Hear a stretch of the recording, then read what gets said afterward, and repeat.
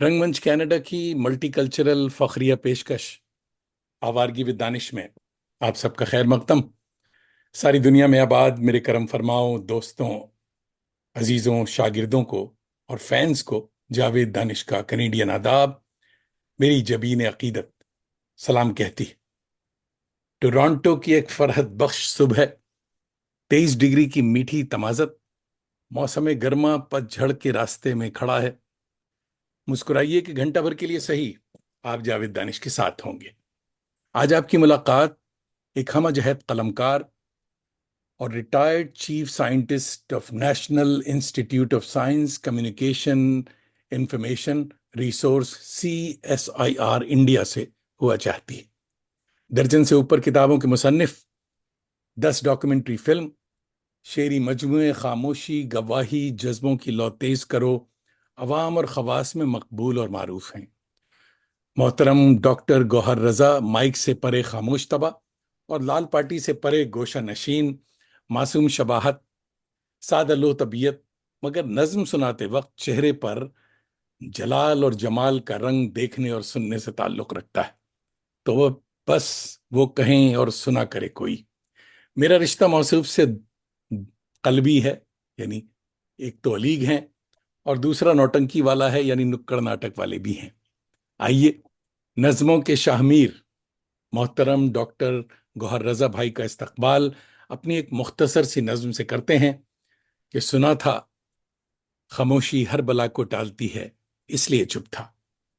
नज्म का उन्वान है परिवर्तन। सुना था खामोशी हर बला को टालती है इसलिए चुप था, मुझे चुप साध लेने दो, मगर सुन लो कि मौसम अब बदलना चाहता है।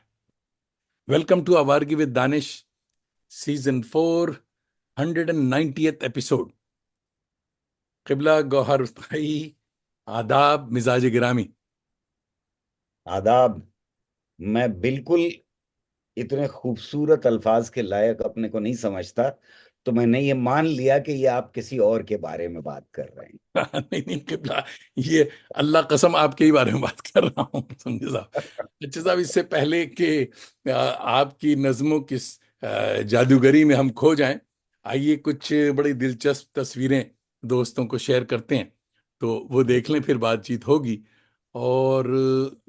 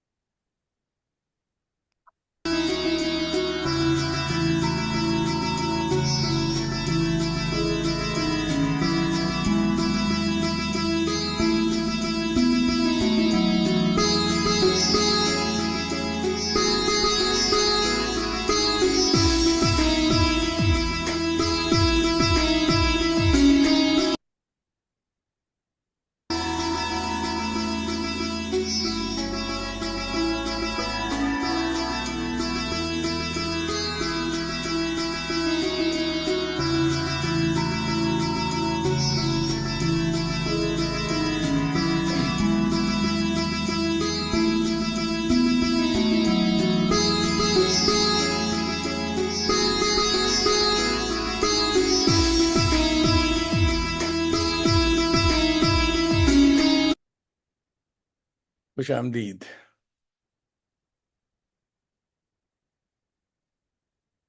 जबरदस्त तस्वीर, आप बताइए। गालिबन अम्मी के साथ। आपकी आवाज नहीं आ रही गौर भाई, ये म्यूट हो गया आपका।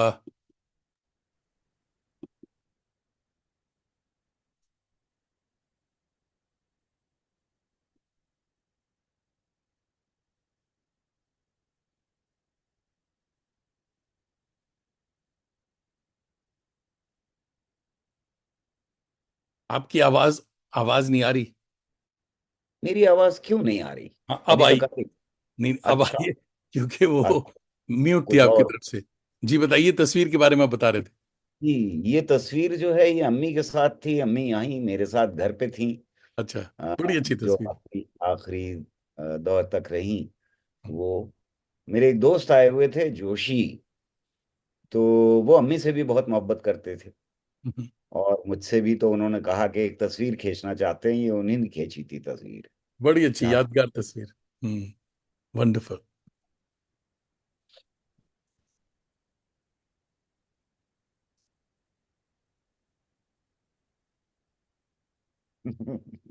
क्या वो बात है बहुत साहब, वाह। पुरानी तस्वीर आप कहाँ से लाए? ये पूरा रिसर्च, पीएचडी बस वो जमा नहीं कराई। ये समझे? अब ये तो दो। अपने को और शबनम को पहचानना इस तस्वीर में मुश्किल है। ये दोस्तों को बताएं कि ये शबनम भाभी की तस्वीर। देखा। वाह। ये बेटी को जब अडॉप्ट किया था तब की तस्वीर है। नाम तो इनका आ, बताएं। शहर। शहर नाम है, शहर बहुत अच्छी खुशी। तस्वीर, वंडरफुल फोटो। अब ये 29 साल की हैं। ये माशाल्लाह। तब सर पे तबला बजाया करती थी। अच्छा। ये हवेली कहाँ की है? ये जो घर है, ये ये मुझे मैया याद आपका आबाई नहीं। मकान नहीं है इलाहाबाद वाला? ये इलाहाबाद वाले मकान की तस्वीर है या अमरोहा की है, वो मैं पहचान नहीं पा रहा। अच्छा। अच्छा। वहाँ ननिहाल था, हाँ हाँ। अमरोहा में। अच्छा अच्छा। और यहाँ, हाँ, ये इलाहाबाद की तस्वीर है जी। आबाद की तस्वीर है, जी हाँ। बिल्कुल इलाहाबाद की तस्वीर जी है। हाँ जी हाँ। मैं थोड़ा सा कंफ्यूज हो गया था। भाई ये वाह। हम कश्मीर में थे। कश्मीर में। जी। Wonderful family photo. हम्म। ये बेटा है हम्म। जो बम्बई में रहता है, और अब he is a film maker. अरे वाह। एंड और प्लेटफॉर्म्स के लिए सीरियल्स बनाते हैं। हम्म। गुड। और मैं उन बापों में से हूँ जो सीरियल्स के नाम भी याद नहीं रख पाता। देखना जरूरी होता है, लेकिन क्या जबरदस्त तस्वीर है साहब। वाह वाह वाह। ये ये बहुत ही बेहतरीन किस्म का कुल्फी वाला है। अच्छा। कहाँ? एक दिन हम दोनों सेक्टर 6 द्वारका, जहाँ मैं रहता हूँ, हाँ। उसके मार्केट में मिल गया। और अच्छा। हम दोनों बूढ़े लोगों ने ये डिसाइड किया कि हम इस वक्त खाने जा रहे हैं। तो कहीं दीवार जबरदस्त। पे बैठ के ही खाई गई। Very lively. बहुत जबरदस्त तस्वीर। वाह। ये भी फैमिली आज पिक्चर। शादी के वक्त की तस्वीर है। अच्छा। वो एक्ट्रेस है, वो भी बम्बई में अब रहती है। अच्छा। सारा नाम है उनका, सारा हाशमी। हाँ, सारा हाशमी के। I think she is in my friend list. ये। अच्छा। हाँ हाँ। हाँ। आर्टिस्ट होने की वजह से मैं जानता हूँ इनको। अच्छा। जाहिर है एक्टर्स से आपका ताल्लुक था एक्टर रहा ही बता है। दो। जी हाँ। भाई ये बहुत अच्छी थी, ये बताइए क्या है? ये हम लोगों ने अभी एक कैंपेन दिल्ली में किया था। हम्म। उसमें दादी का खत पोती के नाम और पोती का खत दादी के नाम, वो वाह। लोगों के बीच में बांटे थे कि इस बीच में क्या आफत आई है दो जनरेशन्स के ऊपर। और दादी ये उसको किस्से सुना रही हैं, जो वो सुन रही है हम्म। कि तब क्या हुआ था जब हम्म। हम जवान थे, और अंग्रेजों से हमने कैसे लोहा मनवाया था। वाह। तो अक्सर लोगों के पढ़ करके इस खत को आंखों में आंसू आ जाते थे। हम्म। लगभग 3 लाख, 3.25 लाख लोगों ओहो। तक हम पहुंच पाए थे ओहो हो। इसको वाह। लेकर के। 700 लोग थे, वॉलंटियर्स। ओहो। और बस छपवाने में खर्चा हुआ इसमें, हम्म। बांटने के लिए लोगों ने कमर कस ली और निकल पड़े, ऐसा लगा। वाह। तो मैं भी रोज शाम को बांट रहा था, दिन में बांट रहा था औरों के साथ। इसकी तो एंथोलॉजी एक पूरी होनी चाहिए। हाँ, इसको पूरा करके ड्रामे की फॉर्म में भी रिकॉर्ड किया गया, वाह। और उसको भी यूट्यूब पर डाला गया था। Very good. तो काफी काफी कुछ कामयाब। एफर्ट्स थे इसमें। वो कलम मेरा ही था। अच्छा अच्छा। ये ये सब। वर्कशॉप हो रही है एक, जिसमें मैं कुछ सुना रहा हूँ। हम्म, ये शायद, अगर मुझे याद है, तो यूपी में हाँ, यूपी की तस्वीर लग रही है, बैकग्राउंड ये सब घर जो है। है। ये लखनऊ, इफ मुझे याद है अच्छा, सही, तो ये लखनऊ में लखनऊ की तस्वीर। है। और उसमें यही साइंटिफिक टेम्पर के ऊपर मैं बातचीत कर रहा था। अच्छा। और ये मैं अपनी किताब के साथ। Good photo. जी, ये गवाही वही। जो अंजुमन तरक्की उर्दू ने छापी है हम्म। किताब अभी। वरना उर्दू वाले बड़ी मुश्किल से छापते हैं, पैसे मांगा करते थे हम्म, लोग। तो मेरा ये कहना था कि अगर पैसे दे करके किताब छपवाई जाए, तो इसका मतलब ये उसकी जरूरत नहीं है। बिल्कुल नहीं। नहीं नहीं, वो दौर खत्म हो रहा है आस्ते आस्ते। कुछ लोग आए हैं, आज आपकी महफिल में भी आएंगे, तो आपको हम्म। इंट्रोड्यूस कराता हूँ मैं। ये भी बड़ी अच्छी तस्वीर मुझे लगी पोस्टर की, आई रियली लाइक्ड इट। जज्बों की लौ तेज करो, वाह। उस वक्त। शंकर शाद का मुशायरा ये होता है अब? जी, होता है, अच्छा। कंटिन्यूड है। अच्छा है। हम्म। ये दोबारा से शुरू किया, हम्म, और कुछ ऐसा हुआ कि ये शुरू हुआ तो कामना प्रसाद जी का जश्न बहार बंद हो बंद हो गया। गया। Very hmm. Sad. Very very sad. Sir. दो ऐसे मुशायरे हिंदुस्तान में हो रहे थे, हम्म। तो जिसमें आप कह सकते थे कि हालात बेहतर होते थे। वरना जो हालात होते हैं मुशायरों में, हम्म, उसमें मैंने तभी जाना बंद कर दिया था। बिल्कुल।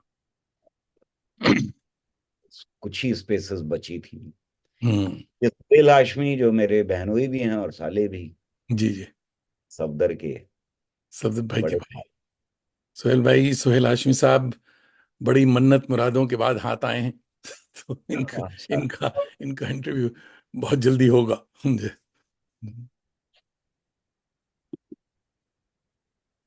वाह साहब, ये कौन सी बुक रिलीज हो रही? ये हिंदी में खामोशी रिलीज हो रही है। खामोशी। हम्म। खामोशी। हम्म। मीरा राजपाल पब्लिकेशंस की जो हैं, हम्म। वो थी, उन्होंने ही छापी थी ये किताब। हम्म। अ, और बाकियों को शायद जानते ही होंगे लोग, जी हाँ, जी हाँ, पब्लिक। से चेहरे हैं। बेगम साहिबा भी खड़ी हैं। बेगम भोपाल।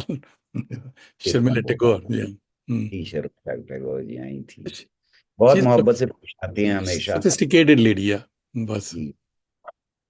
और वाजपेयी साहब भी बहुत ही मोहब्बत से हमेशा पेश आते हैं, हम्म, और कभी भी बुलाओ किसी प्रोग्राम में तो हमेशा मौजूद हैं। या। और अपनी बात को जिस खूबसूरती के साथ वो रखते हैं, हम्म।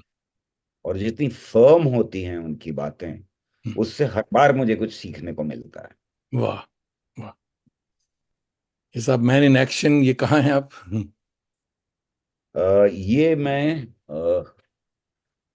ये जहांगीराबाद में जब मैं डायरेक्टर था, वहाँ की फोटोग्राफ है। अच्छी तस्वीर। अ, वहाँ बच्चों को मीडिया स्टडीज पढ़ाया करता था। अच्छा, वाह। तो वो शुरू किया था। हम्म। तो अब तो पता नहीं क्या हाल है, मुझे याद भी नहीं, लेकिन पुरानी। हम्म, ये मेरी बेटी की एग्जीबिशन है, जो पेंटिंग्स की। पेंटिंग्स की, वाह। जो उसने बनाई उस पीरियड से निकलने के लिए भी, जब वो डिप्रेशन में थी। हम्म। बहुत काम किया, और आज मेरी बेटी फख्र के साथ ये कह सकती है कि वो उस डिप्रेशन से बाहर आ गई। वो क्लिनिकल डिप्रेशन था, अच्छा अच्छा। उसके दवाएं लेनी पड़ी और हम्म। काउंसलिंग। ये एग्जीबिशन कहाँ है? ये एग्जीबिशन जो है, ये जयपुर वाली है। जो जयपुर के। ये जयपुर में है। मगर गुड कलेक्शन। जी, वंडरफुल। हम्म। साहब, ये बड़ी जबरदस्त तस्वीर है, ये क्या है? ये तस्वीर है किसान मूवमेंट के वक्त अच्छा की। अच्छा। तो वहाँ मिट्टी लेकर के हम लोग सब पहुंचे थे। हम्म। और मैंने गाना लिखा था, माटी रे माटी। हम्म। और ये जो किसानों के बीच में जा करके उनके प्रोटेस्ट के वक्त के ऊपर एग्जीबिशन लगाई थी, वो पीछे तस्वीरें जो हैं हम्म। वो उन किसानों की हैं जो जिनकी जान गई। ओहो। वो 700 किसानों की तस्वीरें वहां लगाई थी, हर एक के नाम के साथ। अच्छा। और ये हिंदुस्तान के अलग अलग हिस्सों से मिट्टी लेकर के डेलीगेशंस आए थे वहां वाह। पर। तो जो प्रोग्राम हम लोगों ने ऑर्गेनाइज किया था, ये उसकी तस्वीर है। बड़ी बड़ी अच्छी तस्वीर साहब। Very creative world media. अच्छा। बस यही है कि अच्छा साहब, ये बस। बड़ी इंपॉर्टेंट तस्वीर है। जी, वेरी इंपॉर्टेंट। ये ये उस वक्त की तस्वीर है जब मैं मल्टीनेशनल छोड़ करके और सीएसआईआर में नौकरी करने आ गया था। अच्छा। वो आधे पैसों में की थी। हम्म। तो सीएसआईआर के पहले डायरेक्टर रहमान साहब, हम्म। प्रोफेसर रहमान साहब मौजूद हैं। और एक और बहुत मेरे अजीज दोस्त इसमें मौजूद हैं, जिनको काफी लोग जानते होंगे, एस इरफान हबीब। ये जो लेफ्ट या राइट जिस तरफ भी हैं, मुझसे दूर वाली बिल्कुल। साइड में, ये जी मेरे जी। दोस्त साइंटिस्ट हैं, हम दोनों हम्म। घूमने गए। ये एस इरफान हबीब की तस्वीर है। हम दोनों कितने बदल गए, हाँ। ये तस्वीर से पता हम्म। लगता है। और साहब वो कदीर साहब भी बीच में, तो ये बड़ी इंपॉर्टेंट। जी जी जी, बिल्कुल। ये किस सन की तस्वीर है, क्योंकि ये पहले तो ये आना जाना था 82 लोगों की का। हो। है। हम्म। 82, अच्छा, 82 की। 1982 के आखिरी हम्म। हिस्से में, यानी दिसंबर के आसपास। ग्रेट मैन साहब, इनकी कदर नहीं की लोगों ने। जी, दोनों ही। हाँ, दोनों बहुत ज्यादा। अच्छा ये हम्म। ये मेरे बहुत जिगरी दोस्त हैं, पिछले साल इंतकाल हो गया, पड़ोसी भी थे। तो हमारा शाम का रोज का साथ रहता था। अच्छा। बहरहाल ये तस्वीर कर्नाटका में, जहाँ शबनम एक और सेंटर चलाती हैं अपनी बड़ी बहन का, हम्म। या वो वहाँ की तस्वीर है। वहाँ हम दोनों बैठे हुए हैं। नाम तो इनका बताइए। Doctor PVS Kumar. PVS Kumar. Hmm. मेरी शामें जो हैं वो इनके जाने से, आ, बस क्या बताऊं क्या हो। वीरान हो गई, हाँ। होता है दोस्तों का। मतलब ये थे जो ऐसे, कम ही होता है, हम्म। खुशकिस्मती से कोई पड़ोसी ऐसा होता है हम्म। जिसके साथ आप इंटेलेक्चुअल लेवल पे भी बातें कर सकें हाँ। और अपने दिल की बात भी कह सकें। ये भी दोनों जिगरी दोस्त हैं। हम्म। एस इरफान अभी वही हैं जिनकी तस्वीर थोड़ी तस्वीर देर दिया। पहले मेरे बराबर में, हम्म। और उसके बराबर में रैना है, हम्म। प्रोफेसर, जेएनयू में अभी रिटायर हुए हैं। हम्म। हम लोगों ने मिल के ही वो इंस्टीट्यूट बनाया था जो रहमान साहब का था, अच्छा। National institute of science technology and development studies. Hmm. ये 85 की रही होगी, क्योंकि ध्रुव रैना ने, प्रोफेसर ध्रुव रैना ने बाद में ज्वाइन किया था हमारे। अच्छा। मैंने और इरफान ने दोनों ने बराबर बराबर ही ज्वाइन किया काम था। किया। वाह। वाह। बहुत अच्छी तस्वीर। ये तो कहाँ और क्यों याद नहीं। Beautiful photo. आपकी ये इसीलिए खुशकिस्मती ये है कि बिहाइंड द सीन कैमरामैन हमेशा अच्छा मिला है। भाई वाह। क्या बात है। जी, ये तस्वीर SFI ने बुलाया था मुझे हिमाचल, और वहाँ भारत ज्ञान विज्ञान समिति ने ऑनर किया था। तो वहाँ बोलने के लिए जब गया था तो टोपी भी मिली थी।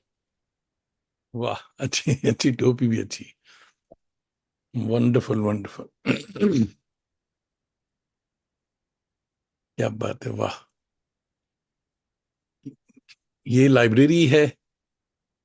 जी, ये जो कश्मीर का सेंटर है, वहाँ की लाइब्रेरी है। वहाँ की लाइब्रेरी है। Be happy drives people crazy. चलिए साहब।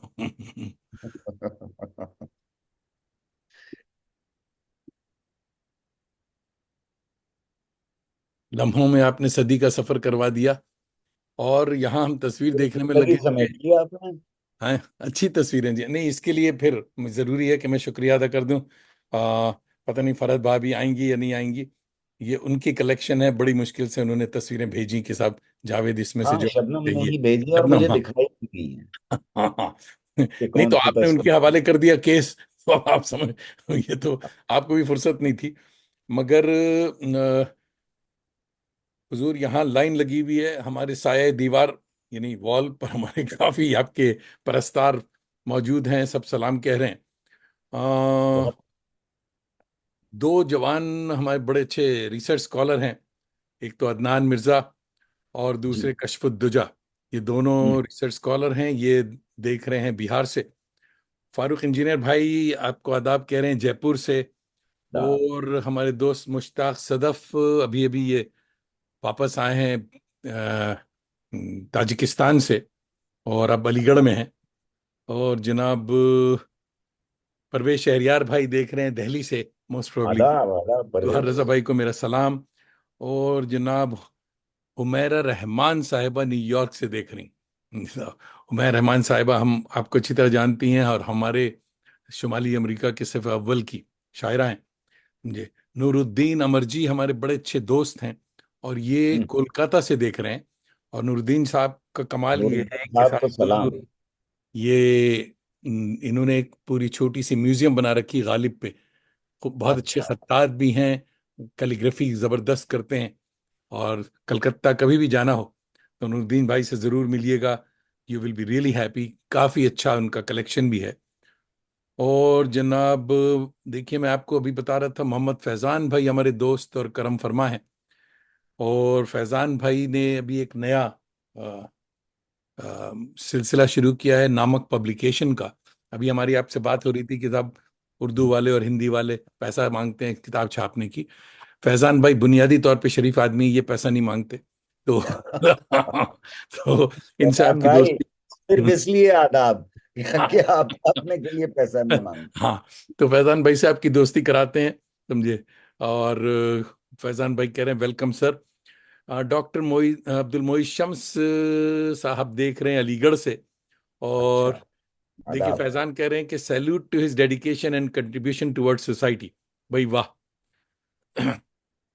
अब्दुल मोइज शम्स भाई कह रहे हैं गौहर रजा साहब को अलीगढ़ से अब्दुल अजीज अब्दुल मोइज का सलाम, कलाम सुनने के लिए मुंतजिर हूँ। जी जी बिल्कुल। जिमी एस मार्टिन हमारे एक एंग्लो इंडियन दोस्त हैं, और ये हम्म। कोलकाता से देख रहे हैं गालिबन। और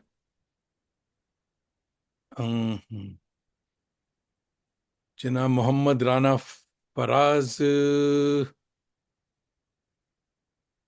ये गौहर रजा साहब जिस मसले को उठाते हैं बेहद खूबसूरत अंजाम तक पहुंचाते हैं। भाई जितने दोस्त देख रहे हैं उनसे ये गुजारिश है कि ज़रूर ये बताएं कि आप कहाँ से देख रहे हैं, महल्ले का नाम ज़रूर बताएं। वरना मैं भाई को क्या बताऊंगा कि आप कहाँ से देख रहे हैं। फिरदौस जहां साहिबा देख रही हैं, सलाम कह रही हैं आपको, और गालिबन ये पटना से देख रही हैं। सैयद रऊफ आसिम रऊफ भाई गोरखपुर से आपको सलाम कह रहे हैं। याकूब यावर भाई हमारे करम फरमा दोस्त हैं, और ये देख रहे हैं गालिबन बनारस से देख रहे हैं। फुजैल अहमद भाई बस्ती से देख रहे हैं और आपको सलाम कह रहे हैं। अजहर अली भाई हमारे सूफी सिंगर हैं, ये टोरंटो से देख रहे हैं और आपको सलाम कह रहे हैं। मोहम्मद उसामा भाई देख रहे हैं आपके उड़ीसा से, और आपके साथ दुआएं दे रहे हैं, अल्लाह आपको सलामत रखे। और अ, नामक उर्दू पब्लिकेशन भी आपको सलाम कह रहे हैं।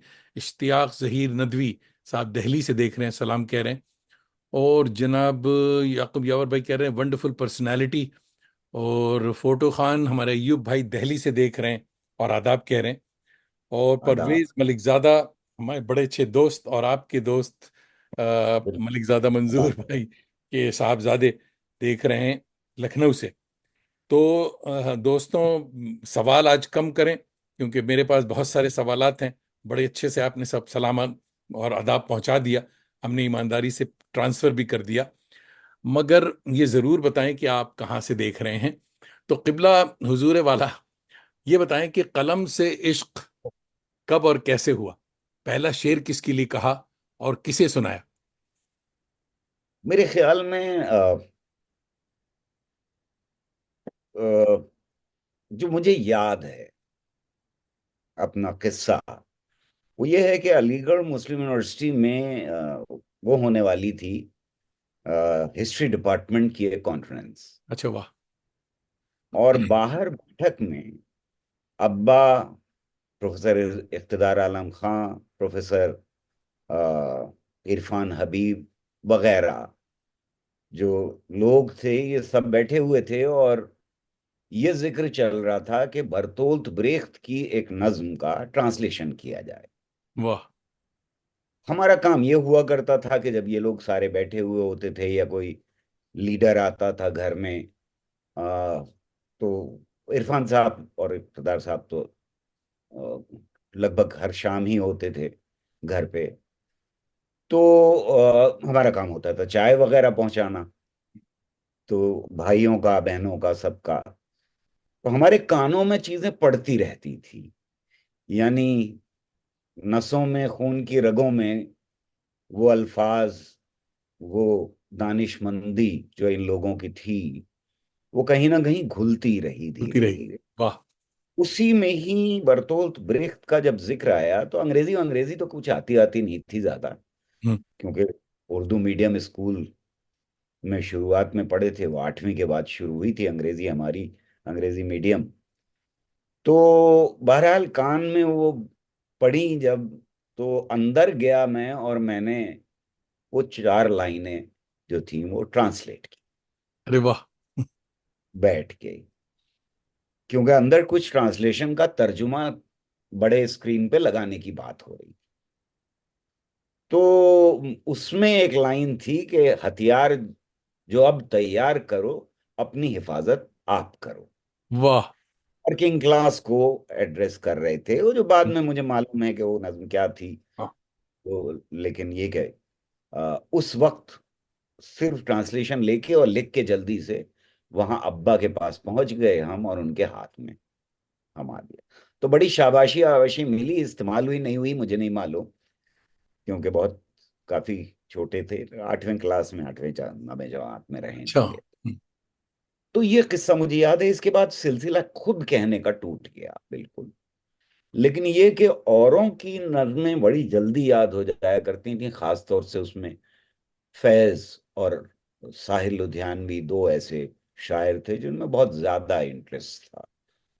तो अक्सर उनकी नज़में सुनाने के लिए बहुत तारीफ मिलती थी, हम्म। तो ज्यादातर याद हो गए। अपना कहने के लिए, चासनाला में एक हुआ था इंसिडेंट, जहां मजदूर जो हैं, वो 100 से ऊपर मजदूर जो हैं, वो चासनाला की खदानों में नीचे दब गया था। फंस गए थे और उसमें मर गए थे। अब किसी को याद नहीं होगा, ये नाम भी याद नहीं होगा, क्योंकि वो एक छोटी सी जगह है वहाँ। अ, इसका कोयले की खदानें हैं। हम्म। तो मुझे जो याद पड़ता है, पहली नज्म मैंने वो लिखी थी वाह। जिसकी तारीफ की गई थी। स्कूल तक मामला पहुंचा था, घर में और स्कूल में हम्म। मामला वहीं टल गया। मुझे ये याद है कि पहली जो नज्म छपी, वो मैंने पंजाब के ऊपर लिखी, जिस वक्त पंजाब में उबाल आया हुआ था।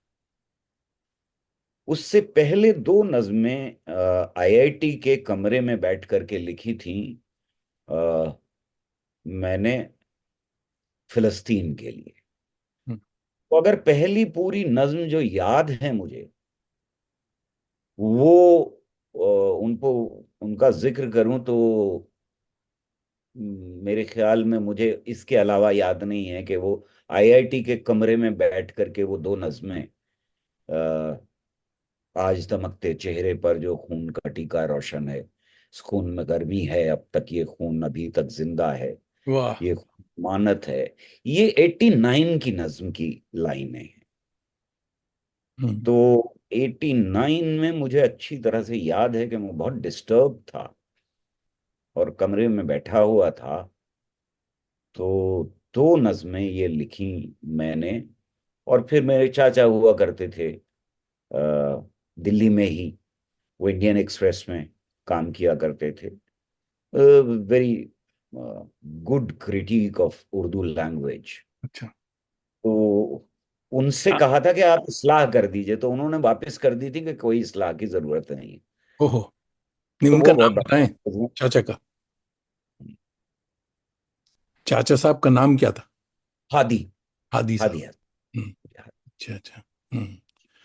तो देखिए, सब और भी बहुत सारे साथी जमा हो रहे हैं। हमारे एक बहुत अच्छे थिएटर के साथी हैं, शेक्सपियरियन एक्टर साहब हैं ये, महमूद अहमद। और ये मैं न्यूयॉर्क से देख रहे हैं, इनकी बेगम भी देख रही हैं, संगीता। ये दोनों आपको दोनों आदाब क्या कह रहे हैं। है। महमूद साहब की एक इंट्रोडक्शन का ये है कि ये साकी वाले शाहिद अहमद देहलवी साहब के साहबजादे हैं। अच्छा। हाँ, वेरी अच्छा। इंपॉर्टेंट। मैं अक्सर इनको कहता हूँ कि इंश्योरेंस एक्स्ट्रा आप लेकर रखिए अपना। अच्छा। अंजुम आमिर बाजी ये देख रही हैं दिल्ली से, आपको आदाब कह रही हैं, नामक पब्लिकेशंस में ये भी हैं। जी साहब। आदा। और हम्म, तो आप बुनियादी तौर पे संजीदा मकतब फिक्र यानी साइंस, इलेक्ट्रिकल इंजीनियर के आदमी थे। कल पुरजों के साथ ये सोशल एक्टिविस्ट कैसे बन गया? शुरुआत से ही देखिए, मैंने लिखा भी है इस बात को कि घर में जो माहौल था उसमें अदब, साइंस और मार्क्सिज्म, ये हमारी रगों में घुल रहा था। और हम्म। मार्क्सिज्म के साथ एक्टिविज्म लगी हुई। जरूरी। तो धीरे धीरे आगे बढ़े भाई, बड़े भाई दोनों ही, वो एसएफआई के लीडर रहे अलीगढ़ में। फिर वो मेरे तक पहुंच गया सिलसिला, मैं भी वहाँ रहा। और फिर यूपी के, वेस्ट यूपी का सेक्रेटरी रहा, पूरी वेस्ट यूपी का। और उसी जमाने में सीताराम, कॉमरेड सीताराम येचुरी से मुलाकात हुई, जेएनयू के कुछ लीडर्स से मुलाकात हुई जब मैं दिल्ली आईआईटी आया फिर इन लोगों के साथ ज्यादा। तो मेरा एक्टिविज्म जो है वो दोनों कश्तियों में पैर हमेशा ही रहा, हम्म। बल्कि तीन कश्ती कहूं तो। अदब से मोहब्बत, किताबों से मोहब्बत, क्योंकि अम्मी और अब्बा दोनों के हाथ में हमेशा किताब हुआ करती थी। वाह। अ, तो शायद वहीं से ही ये किताबों का चस्का लगा हम्म। उनको। और किसी की तरह की किताब पढ़ने की मनाही नहीं थी, बुरी हो या अच्छी हो। ये तो बात। किताब आप पढ़ रहे हैं ये जरूरी था। शुरुआत में धीरे धीरे जाहिर है कि अपना अपना अपना टेस्ट डेवलप होता चला जाता है जी हाँ। लोगों का, जैसे जैसे वो बड़े होते जाते हैं। तो उर्दू में जो महारत थोड़ी बहुत पढ़ने में आई, वो तो इब्न सफी साहब की देन है। वाह। उनको पूरा पढ़ा, मतलब हाँ। कोई किताब की छोड़ी नहीं। वाह वाह वाह। अहमद शफी, उनके साहबजादे हमारे बड़े अच्छे दोस्त हैं। और हम्म। आने की आज बात थी, शायद आ जाएं प्रोग्राम में। जी साहब।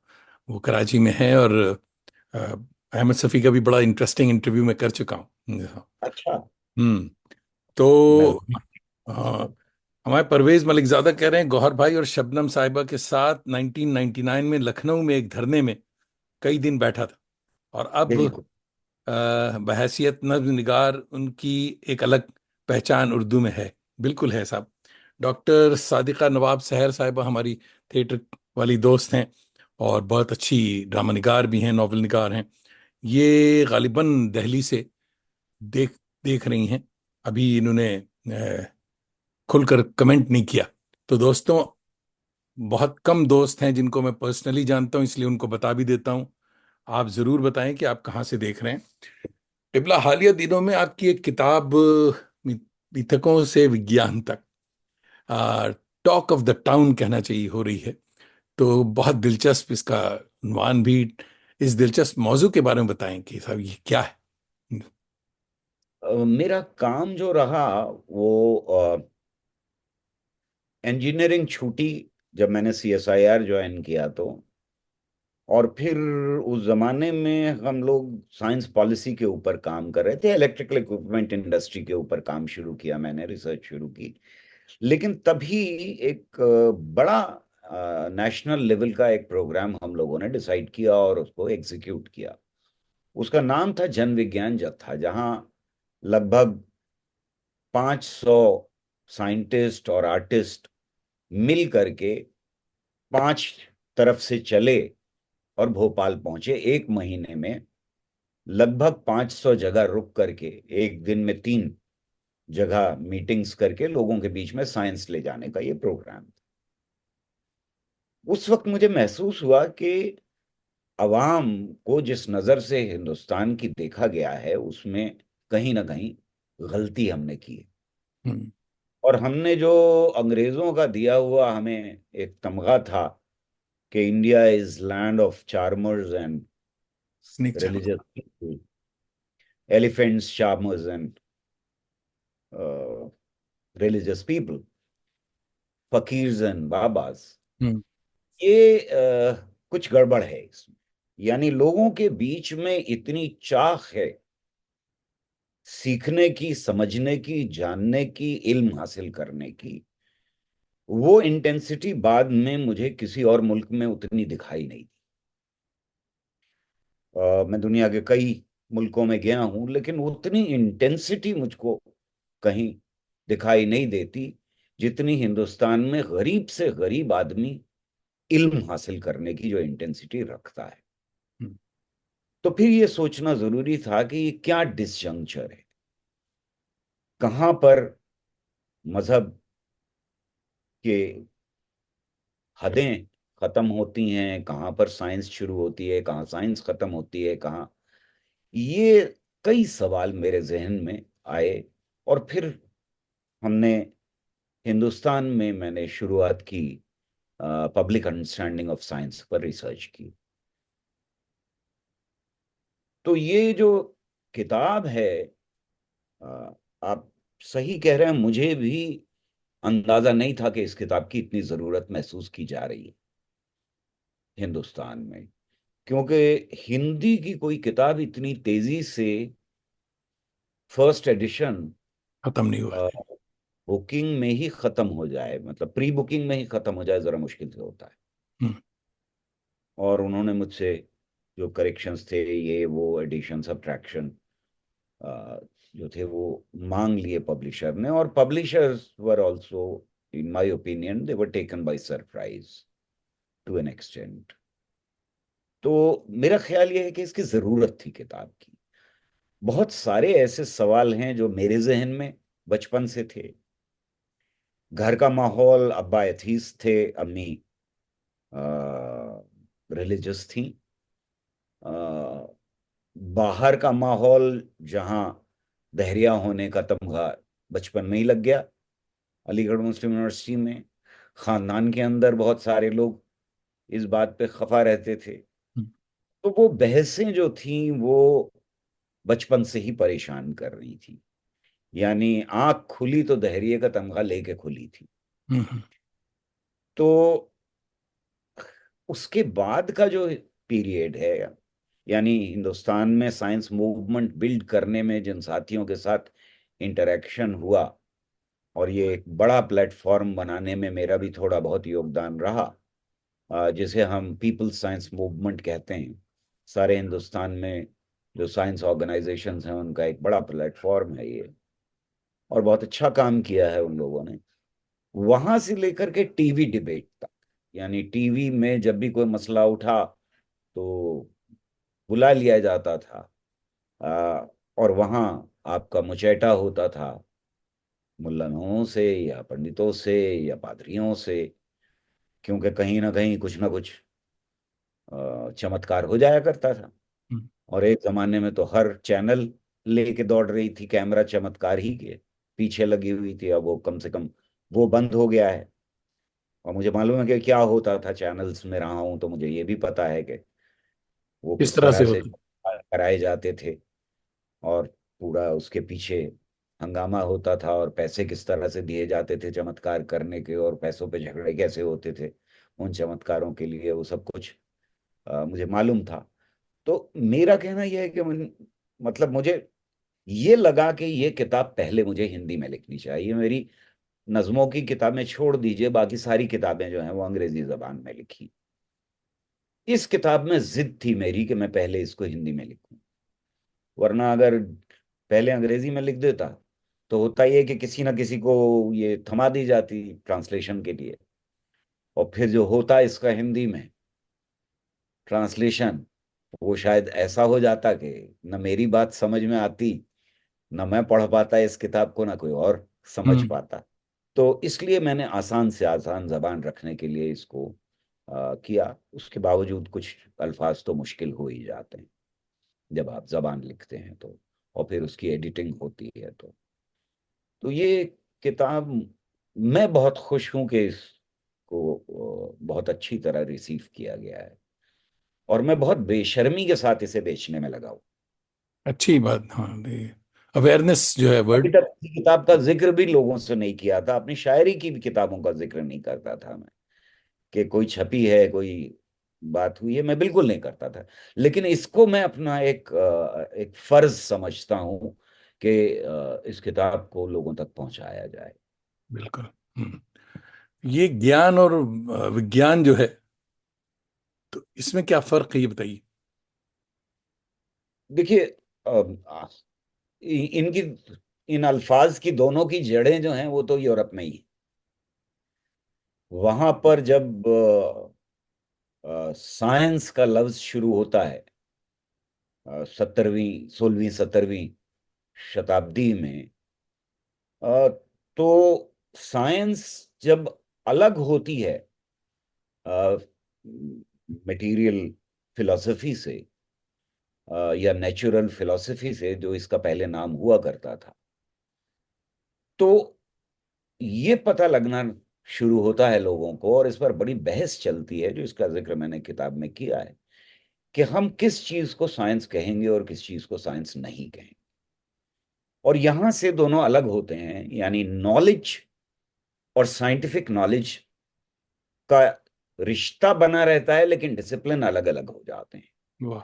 इस ज्ञान की हम बात कर रहे हैं, उसमें बहुत कुछ आता है, उसमें तो रिलीजन भी आता है, उसमें रिलीजियस नॉलेज भी आती है। लेकिन साइंस की नॉलेज जो है वो अलग हो जाती है, वो किसी एक खास कसौटी पर, या एक खास तरह की बहुत सारी कसौटियों पर कसी जाती, हर कसौटी पर नहीं कसी जा सकती। यानी साइंस का सवाल अपना जो है वो अलग सवाल होता है, और कुछ सवाल साइंस के नहीं होते। जैसे खुदा है या नहीं है, भगवान है या नहीं है, ये साइंस का सवाल है ही नहीं, क्योंकि इसे डिस्प्रूव या प्रूव नहीं किया जा सकता। साइंस का अगर हम पॉपर की डेफिनेशन लें तो बड़ी खूबसूरती से बताते हैं कि जब तक किसी चीज को डिस्प्रूव ना किया जाए तब तक उस दावे को साइंस का दावा नहीं माना जा सकता। उसमें अहमियत होनी चाहिए डिस्प्रूव होने की। और बड़ी आसान सी एग्जाम्पल वो देते हैं कि अगर हंस सफेद होते हैं, सारे हंस सफेद होते हैं, यह साइंस का दावा है, क्योंकि इसे डिस्प्रूव किया जाता है अगर एक भी काला मिल गया तो। अच्छा। लेकिन अगर चांद पर बुढ़िया सूत काटती है, यह दावा किया जाए तो ये साइंस का दावा रहेगा, क्योंकि चांद पे जाया जा सकता है और उसको डिस्प्रूव किया जा सकता है। पर अगर यह कहा जाए कि साइंस वहां बुढ़िया चरखा तो काटती है, पर जैसे ही जाएंगे चांद पे वो गायब हो जाएगी, तब यह दावा साइंस का नहीं। मेरा अपना जो इस किताब में मैं आर्ग्यू कर रहा हूं, उसमें मैंने 27 डिफरेंसेस, जो ओके। हमारी नॉलेज, जिसको हम एक्स्ट्रा साइंटिफिक नॉलेज कहें अगर, यानी रिलीजियस नॉलेज के सारे शेड्स और सारे रिलीजन्स की बात करें अगर, तो 27 डिफरेंस तक मैं पहुंचा हूं। वो और लंबी लिस्ट हो सकती है, पर वो शुरुआत ही इससे होती है कि दोनों के सवाल अलग हैं। धर्मों के सवाल, इंसान ने वो सवाल हैं, वो सवाल पूछे जिनकी शुरुआत क्यों से होती थी।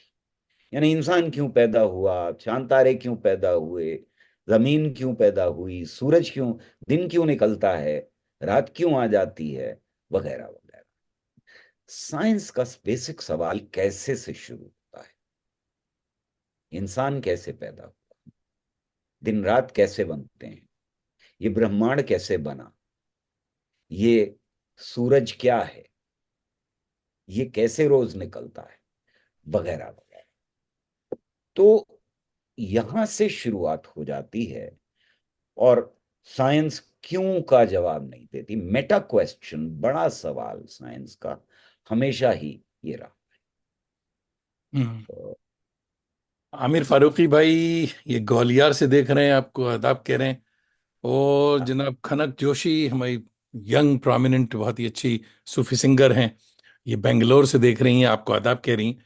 और जनाब शाहिद वसी साहब भी देख रहे हैं। दोस्तों, ज़रा सा आज सवालात की गुंजाइश कम है, क्योंकि हमारे पास बहुत सवाल हैं, और मैं खुद हर दफ़े सवालात बहुत ले लेता हूँ, मगर आज मामला ज़रा दूसरा है। समझे साहब? तो डिजिटल गैजेट्स ने जितनी तरक्की, जिस तेज़ी से तरक्की की है, क्या समाज जो हमारा है इसकी जहनी बलूगत भी इसी रफ्तार से तरक्की पजीर है? अगर नहीं है तो क्यों नहीं? अब आपने बेहद रेलेवेंट सवाल किया है, और ये सवाल लगातार पूछा जाना चाहिए। मेरे ख्याल में हर दौर में, हर मुल्क में, और हर समाज में पूछा जाना चाहिए, और हर इंडिविजुअल को भी खुद पूछना चाहिए इस सवाल को। मैंने इस किताब में भी जिक्र किया है, लेकिन मैं उसके अलावा भी, जो मॉडल था हमारा, जिसके ऊपर हम स्टेटिस्टिकल मॉडल के ऊपर काम कर रहे थे, उसको हम कल्चरल डिस्टेंस मॉडल कहते हैं। हमारे पास जो साइंस की नॉलेज पहुंचती है, वो पहुंचती है अ, एक अलग, बिल्कुल कल्चर से हम तक आती। यानी वो लेबोरेटरीज में, जहाँ गैजेट्स हैं, जहाँ बातचीत है, जहाँ रिसर्च है, वहाँ पैदा होती है, और वहाँ से हम तक पहुँचती। तो उसके पहुँचने में इंसानों तक, आम इंसान तक, किसी भी समाज में उसके पहुँचने के रास्ते हैं कुछ। तो वो डिस्टेंस उसको कवर करना होता है, यानी उसमें देर लगती है। कितनी देर लगती है उसके ऊपर मैं बाद में बात करूंगा, लेकिन देर लगती है। लेकिन टेक्नोलॉजी हमारे पास फौरन पहुंच जाती है। टेक्नोलॉजी की ये जरूरत है कि वो रोज ऑब्सलीट होती जाए और नई टेक्नोलॉजी आती जाए। तो टेक्नोलॉजी हमारे पास बहुत तेजी से पहुंचती है।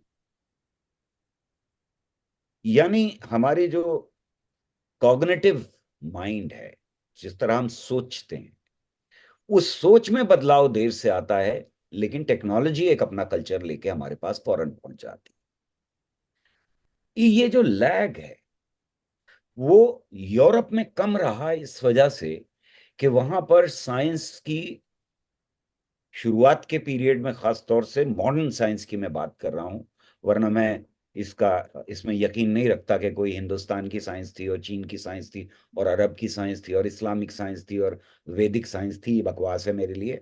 साइंस का मतलब साइंस होता है, और वो साइंस। साइंस तभी शुरू हो गई जब इंसान ने सवाल पूछने शुरू किए। बहरहाल, मॉडर्न पीरियड जो है, जो साइंटिफिक रेवोल्यूशन और टेक्नोलॉजिकल रेवोल्यूशन के बाद का पीरियड है, वहां वो एडवांटेज पे थे, क्योंकि वो कल्चर का हिस्सा भी बहुत जल्दी बनती गई साइंस की खोज। हमारे यहाँ वो देर से पहुंची। कुछ इम्पोज्ड आइडियाज थे जो ऊपर से आए और हमारे कल्चर के साथ टकराए। लेकिन टेक्नोलॉजी आ गई। हमें ये नहीं मालूम था कि इंजन चलता कैसे है, भाप का, पर इंजन आ गया इस मुल्क के अंदर। हमें ये नहीं मालूम, आम आदमी को, कि सैटेलाइट को किस तरह से भेजा जाता है, पर वो सैटेलाइट अब है हमारे। तो इससे समाज के अंदर एक टकराव पैदा होता है, और उन समाजों के अंदर हमें साफ दिखाई देता है, जिन समाजों में पिछड़ापन है साइंस को लेकर के, वहां अगर टेक्नोलॉजी इंट्रोड्यूस की गई है, तो बीच में जो टकराव है, उससे समाजी उथल पुथल के चांसेस बढ़ जाते हैं। जैसे अफगानिस्तान या पाकिस्तान को हम देखते हैं, अ, और अब अपने मुल्क में हम जो इंतशार है, उसकी एक वजह मैं समझता हूं कि साइंटिफिक टेम्पर को, की डिबेट को पीछे जिस तरह से धकेला गया है पिछले 20-25 सालों में, वो और टेक्नोलॉजी को जिस तरह से वेलकम किया जा रहा है, इन दोनों की वजह से जो इंतशार पैदा हो रहा है वो हमें साफ दिखाई दे रहा है इस वक्त अपने मुल्क में भी होता हुआ। हम्म। हम्म। तो टेक्नोलॉजी आने का मतलब ये नहीं है कि इंसान बदल गया, ये बिल्कुल मतलब नहीं। और इसलिए हमें एज साइंटिस्ट, जो जो प्रिविलेज्ड हैं कि उन तक साइंस पहुंची है, उनकी ये जिम्मेदारी बन जाती है समाज के अंदर कि वो साइंस को आगे लेकर के जाएं और लोगों तक पहुंचाने की कोशिश करें, ताकि जहनी बदलाव आ सके। इसलिए साइंटिफिक टेम्पर की डिबेट बहुत जरूरी है। और मैं ये यकीन रखता हूं इस बात के अंदर कि हिंदुस्तान में डेमोक्रेसी इतने दिन चल ही इसलिए पाई, वरना हम किसी भी मुल्क से फर्क नहीं थे। सन 47 में आजाद हुए, अगर हमारे यहाँ साइंटिफिक टेम्पर की डिबेट ना होती तो डेमोक्रेसी इतने दिन नहीं चल पाती जिसके ऊपर आज। हम्म। और हमारे कॉन्स्टिट्यूशन के रूह में शामिल है साइंटिफिक टेम्पर। हालांकि ये अल्फाज बाद में आए कॉन्स्टिट्यूशन में, लेकिन हमारे कॉन्स्टिट्यूशन की रूह में शामिल है, इसलिए कि इक्वालिटी ऑफ ह्यूमन बीइंग्स के आइडिया पे बेस्ड है हमारा पूरा का पूरा कॉन्स्टिट्यूशन, हम्म। जो हमारे समाज में का हिस्सा नहीं थी। हमारे समाज में बिल्कुल बटे हुए थे, हम्म। इंसान बराबर हो ही नहीं सकता था, और हमारा कॉन्स्टिट्यूशन कह रहा था कि इंसान बराबर है। असद फैसल फारूकी भाई अलीगढ़ यूनिवर्सिटी से देख रहे हैं, आपको आदाब कह रहे हैं। कह रहे हैं कि एक बड़ी अच्छी गुफ्तगू चल रही है। कैसर खुर्शीद हमारी भाभी हैं, ये टोरंटो से देख रही हैं। आदाब और आदाब। जनाब नूरुद्दीन अमर जी भाई हमारे गालिब का शेर सुना रहे हैं, न होता कुछ तो खुदा था। तो हम्म। आपके परस्तार जो हैं अब वो सवाल सवाल सुन रहे हैं और संजीदगी से सुन रहे हैं, मगर कह रहे हैं कि जावेद भाई नज्म भी होना जरूरी है। आप साइंस के चक्कर में हम लोगों को नज्में नहीं सुनवा रहे हैं। तो जर्द पत्तों का बन, ये अगर सामने हो, याद हो तो ये सुनाए। जरा आपका हुक्म है, मैं सुना देता हूँ। अता अ, कीजिए हुजूर। ये फैज साहब की एक बहुत खूबसूरत नज्म खूबसूरत है। नज्म है जी हाँ। जर्द अ, पत्तों का बन। साहब, और मेरा ये मानना है कि मैंने उससे खूबसूरत इंतजाम नसर और नज्म में नहीं पढ़ा बिल्कुल नहीं। है। जो तीन जबानें मैं जानता हूँ, हम्म। ये बहुत उनमें नहीं पढ़ा। इसकी शुरू की लाइनें हैं, शुरू में ही आती हैं कि जर्द पत्तों का बन, वो पाकिस्तान की बात कर रहे हैं। जर्द पत्तों का बन जो मेरा देश है, दर्द की अंजुमन जो मेरा देश है। इसी से शुरू होती है ये नज्म। जर्द पत्तों का बन जो मेरा देश है, दर्द की अंजुमन जो मेरा देश है। जब पढ़े थे ये मिसरे तो क्यों था गुमा, वाह जर्द पत्तों का बन फैज का देश है, दर्द की अंजुमन फैज का देश है। बस वही देश है जो कि तारीख है, बस उसी देश तक है खिजा की डगर। बस वही देश है जर्द पत्तों का बन, बस वही देश है दर्द की अंजुमन। मुझको क्यों था यकीन के मेरे देश में जर्द पत्तों के गिरने का मौसम नहीं। वाह। मुझको क्यों था यकीन के मेरे देश में जर्द पत्तों के गिरने का इतने का मौसम मौसम नहीं। नहीं। मुझको क्यों था यकीन के मेरे देश तक पतझड़ों की कोई राह गुजर ही नहीं। वाह। दामन पे जितने भी धब्बे लगे अगली बरसात आने पे धुल जाएंगे। वाह। इसके दामन पे जितने भी धब्बे लगे अगली बरसात आने पे धुल जाएंगे। अब जो आया है पतझड़ मेरे देश में, वाह। तने अभी तो क्या है। जिंदगी सी गई, खंजरों की ज़बां रक्स करने लगी, फूल खिलने पे पाबंदियां लग गईं, कत्लगाहें सजाई गई जा बजा, और इंसाफ सूली चढ़ाया गया। वाह। उनकी प्यास इतनी बढ़ी आखिरश, जामुमीना लहू से छलकने लगे। नाम किसके करूं इन खिजाओं को मैं, किससे पूछूं बहारें कहाँ खो गईं। वाह।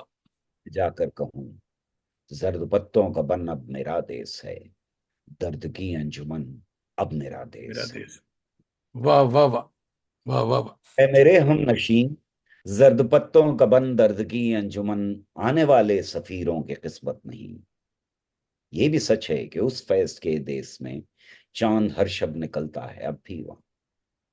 बाबा जौला सही फिर भी सच है यही, जिंदगी अब भी रक्सा है उस देश में। वाह। राहें सजाई गई जा बजा, कत्लगाहें सजाई गई जा बजा, हंसियों की भी कोई कमी तो नहीं।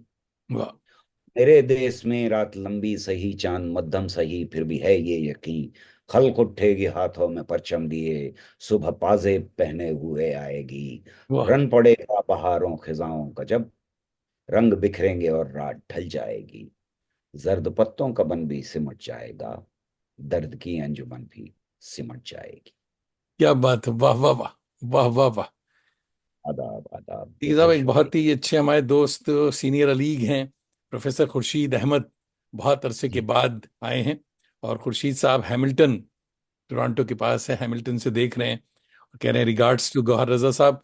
और ये भी बता रहे हैं कि his father was my favourite teacher. Alyque हैं ये भी। अच्छा, अब्बा जी हाँ के जी हाँ हाँ। सुन रहे देखिए, हैं। जबरदस्त। और याकूब यावर भाई कह रहे हैं कि वाह क्या बात है, बहुत अच्छे बहुत अच्छे।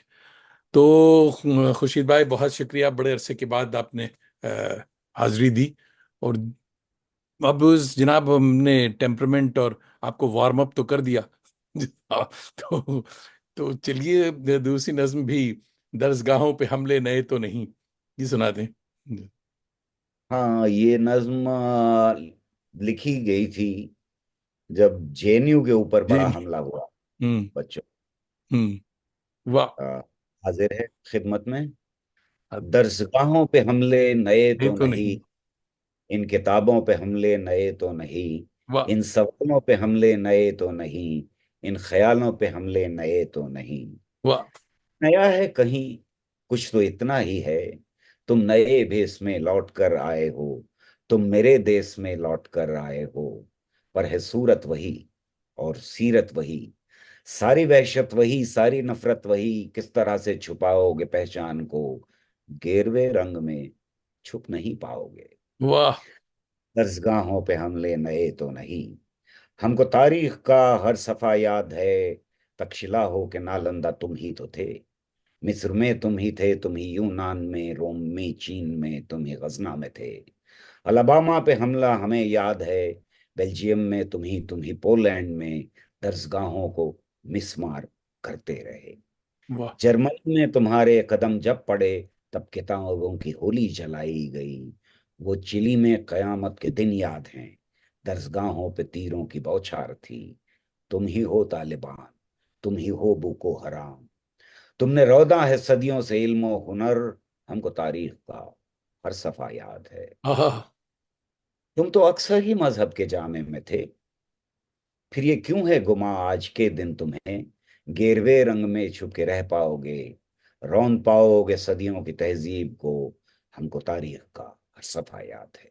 वाह वे हमले हैं जब जब हुए, फिर से उठी हैं ये राख के ढेर से, जब जलाई हैं तुमने किताबें कहीं, जब जलाई हैं तुमने किताबें कहीं, हर कलम बन गया परचमे इनकलाब, वाह की नस्ल उठी है परचम लिए, हैं ये वाकिफ तुम्हारे हर एक रूप से, तुमको पहचानती है हर एक रंग में, इस नई नस्ल को सारे खंजर परखने की तौफीक है, इस वाह। नई नस्ल दस्त कातिल छटकने की तौफीक है। तौफीक है। वाह वाह वाह वाह वाह वाह। सब बहुत अच्छे बहुत अच्छे। मीरा दीवान साहिबा देख रही हैं मीरा दीवान को आदाब। और इस कदर वो हैं, महव हैं सुनने में कि अभी तक उन्होंने सलाम नहीं किया। मगर पहली बार हमारे यहाँ आई हैं। और आदाब मीरा। वसीम ताबिश लखनऊ से आपको आदाब कह रहे हैं। और अदनान मिर्ज़ा ये हमारे रिसर्च स्कॉलर हैं। और जी। मौत का सौदागर जब मेरे देश में आया है, ये इनकी फरमाइश कर, बहुत कल से ये कह रहे हैं कि सर ये जरूर सुनवा दीजिएगा। तो अगर याद हो तो ये सुना दें। ये ये याद नहीं है मुझे, निकालने में देर लगेगी। देर लगेगी। अच्छा तो अदनान, मैं अदनान आपको साहब को, सुनाऊंगा ये, बाद में अदनान सुनाता हूँ। साहब को मैं अलग से सुना दूँ। हाँ हाँ। और तो नज्मों से जरा सा हटते हैं, अभी फिर आएंगे नज्मों पे। जैसा कि तमाम ज्ञान विज्ञान के साथ आप नुक्कड़ नाटक में भी मसरूफ रहे हैं। तालीम बालिगा पर भी किताब आपकी आई है, इसके बारे में बताएं। ये लिटरेसी कैंपेन जो 90s में शुरू हुआ था, मैं उसका हिस्सा था। हम्म। अ, और आपने बताया कि सुहेल हाशमी भी आने जा रहे हैं, वो भी इस इसका हिस्सा रहे हैं। हम्म। ये एक नाटक और कुछ गाने मैंने लिखे थे जो आज भी कुछ स्कूलों में गाए जाते हैं।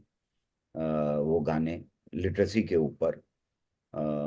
उसमें ये एक नाटक था जो खेला गया था, और वो किताब की शक्ल में बाद में बाद में आ गई, हाँ। अभी उन लोगों ने छापा, लिटरेसी मिशन ने उस वक्त। और प्रेसिडेंट ऑफ इंडिया प्रेसिडेंट ने ऑफ इंडिया का अवार्ड भी, हाँ जी। हाँ। कॉपी एक्सेप्ट की थी उस वक्त। तो ये बहुत बड़ा मूवमेंट था हिंदुस्तान के अंदर। हम्म। लेकिन शायद कहीं हमसे चूक हो गई कि हमने लोगों को लिटरेट तो बनाया बड़े लार्ज लेवल के ऊपर, पर उनके पास किताबें वो पहुंची जो आरएसएस की थी। ओहो। तो मुझे लगता है हम्म। कि अ, हम आज उसे भुगत रहे हम्म। हम्म। हैं। अपनी किताबें, अपने ख्यालात उन लोगों तक पहुंचाने में कहीं कोताही हमने बरत दी। हम्म। तो यही चाहिए था कि हम लोगों की बात उन तक पहुंचे, जहन खुले। आपकी नज़में जर्मन और स्पेनिश में भी तर्जुमा हुई। तो ये लिप्जिग और मेरे ख्याल में कोलंबिया भी गए थे आप। तो जी, वो उस वेंचर का बताएं, वहाँ जो आपने नज़में सुनाई एज ए हिंदुस्तानी पोइट, तो वो इंग्लिश वाली थी या ओरिजिनल हिंदुस्तानी नज़में सुनाई थी? नहीं, मैं उनको हिंदुस्तानी में सुना रहा था। अच्छा।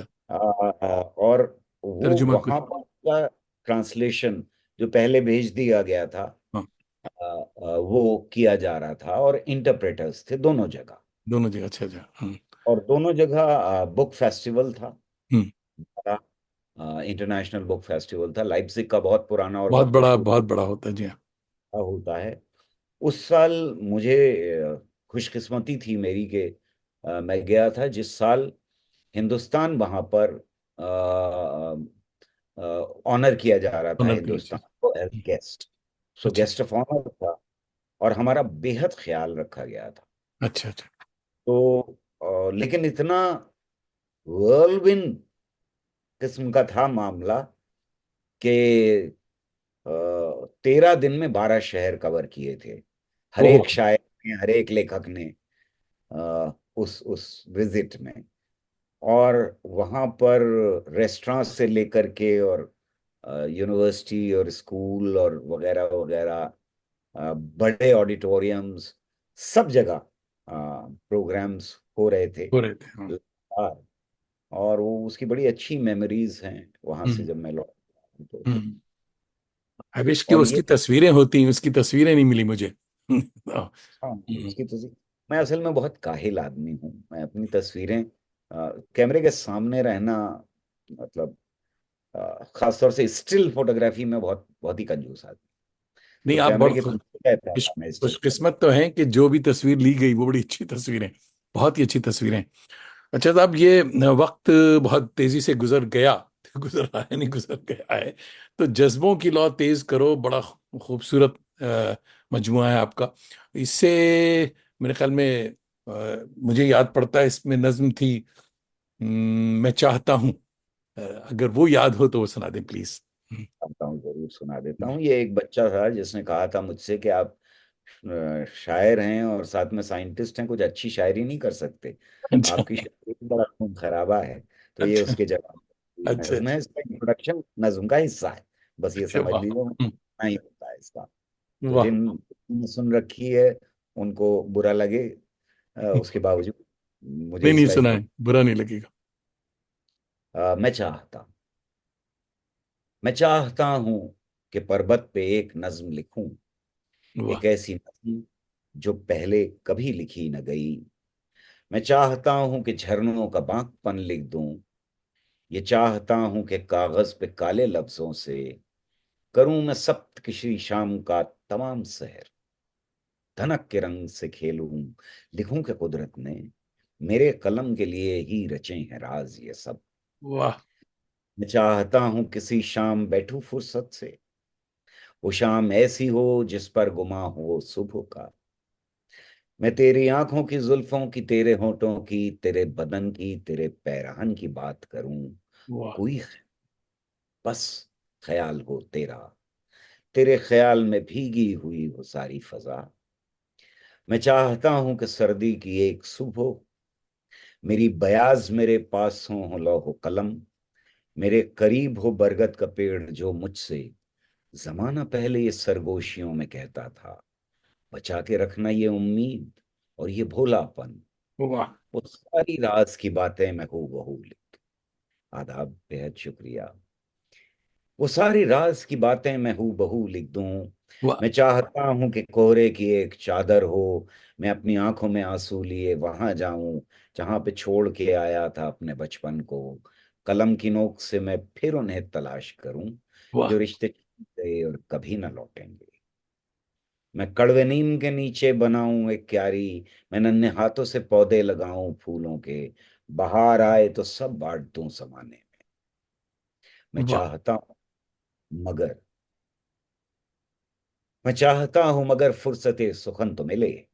मैं चाहता हूं मगर तीर शाम खम तो ढले। आहा। ये आग और खून की बारिश, ये आंसुओं की झड़ी, कदम कदम पे ये नफरत का सरबलंद जुनून। वाह। हकीकतें जो बिखरी है मेरे चारों तरफ, हकीकतें कि जो बिखरी हैं मेरे चारों तरफ, ये 4 रोज की मोहलत तो दें मुझे हमदम। आहा। कहीं तो जले, कहीं तो शम्मा जले, कहीं तो शम्मा जले और कहे कि फुर्सत है, लिखो वो नज्म जो पहले कभी लिखी न गई, लिखो वाह। वो नज्म पहले कभी लिखी न वाह। वाह। वाह। वाह। वाह। वाह साहब, सुभान अल्लाह। गई। बेहद गुलशन शुक्रिया। मुसर्रत साहिबा गालिबन लखनऊ से देख रही हैं, और बहुत कह रही कि बहुत उम्दा नज्म। आ, दोस्तों, वक्त हो चुका। सवाल। आ, हम्म,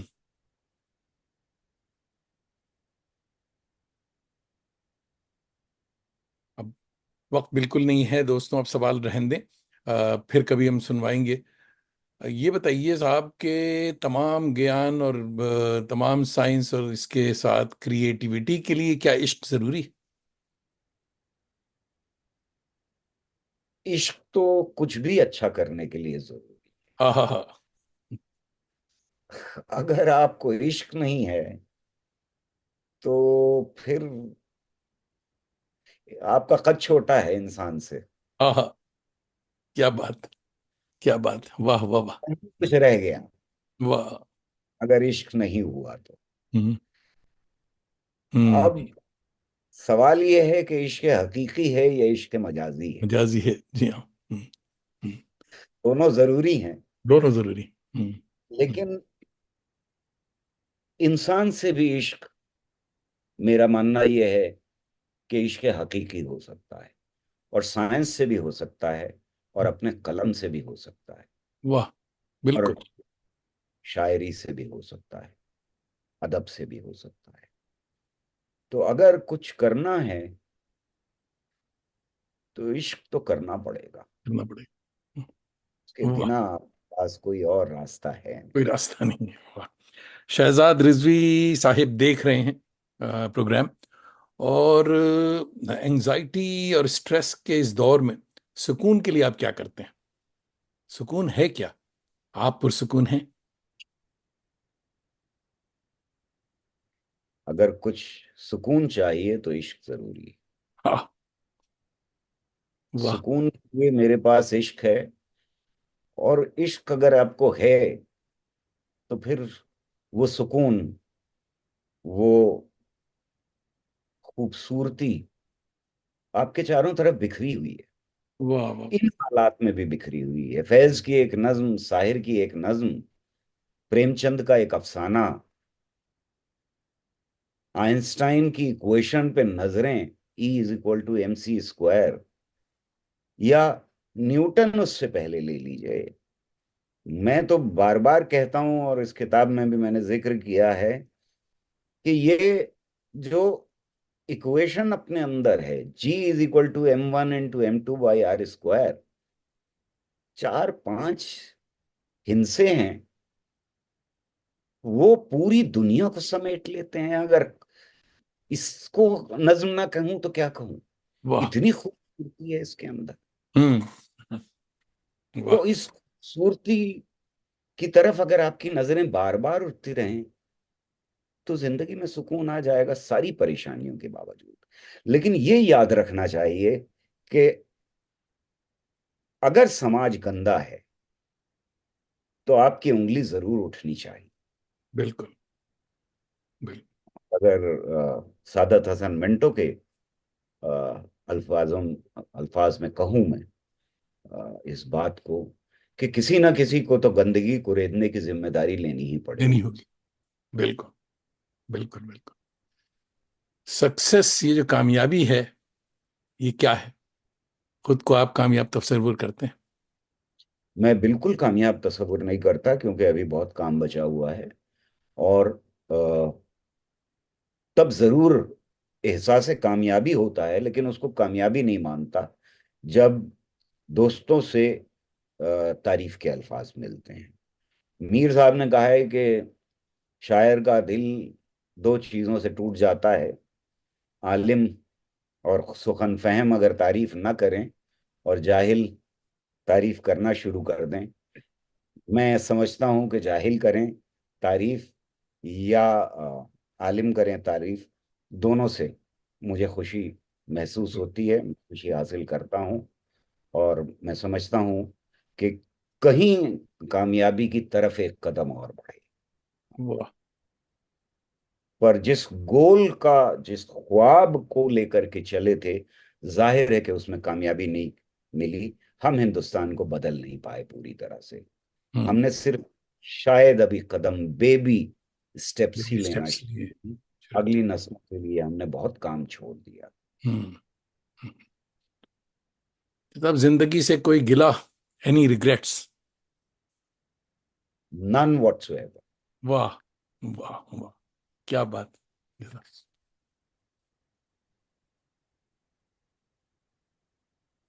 जिगर गौहर रजा भाई जानी, आपका समीम कल्ब से शुक्रिया।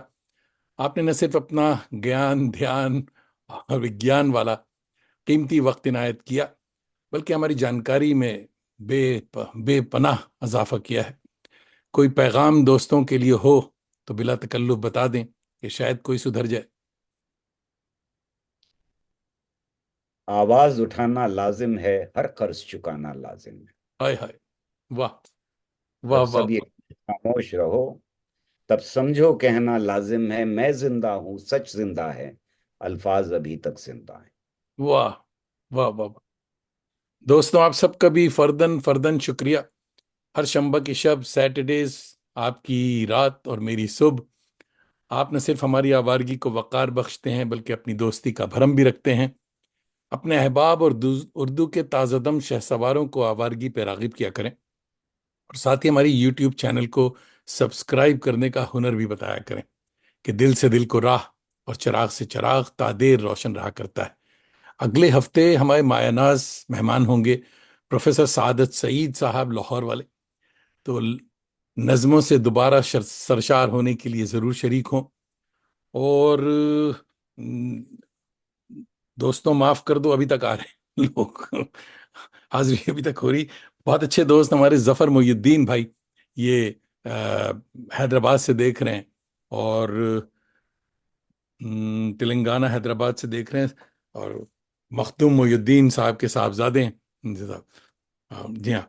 और बड़े अच्छे दोस्त हैं। इश्तियाक जहीर नदवी भाई देख रहे हैं और कह रहे हैं बहुत दिलचस्प गुफ्तगू रही। किबला, आपने ये नहीं बताया कि आप गुफ्तगू कहाँ से सुन रहे थे। तो अब तो जाते हैं बुतकदे से मीर, फिर मिलेंगे अगर खुदा लाया। जी साहब। तो बहुत शुक्रिया बहुत आपका। बहुत। जितना दिल से मैं शुक्रिया अदा करूं कम है, इसलिए कि इस तरह की बातचीत कम ही हो पाती है। हम्म। और आप लगातार लगे हुए हैं और लगातार खिदमत कर रहे हैं, न सिर्फ उर्दू जबान की, बल्कि लोगों तक जो ख्यालात पहुंचाने का जरिया बन रहे हैं आप, उसके लिए दिल से शुक्रिया और बहुत ढेर सारी दुआएं। आदाब आदाब। तो ये है साहब कि जरा सा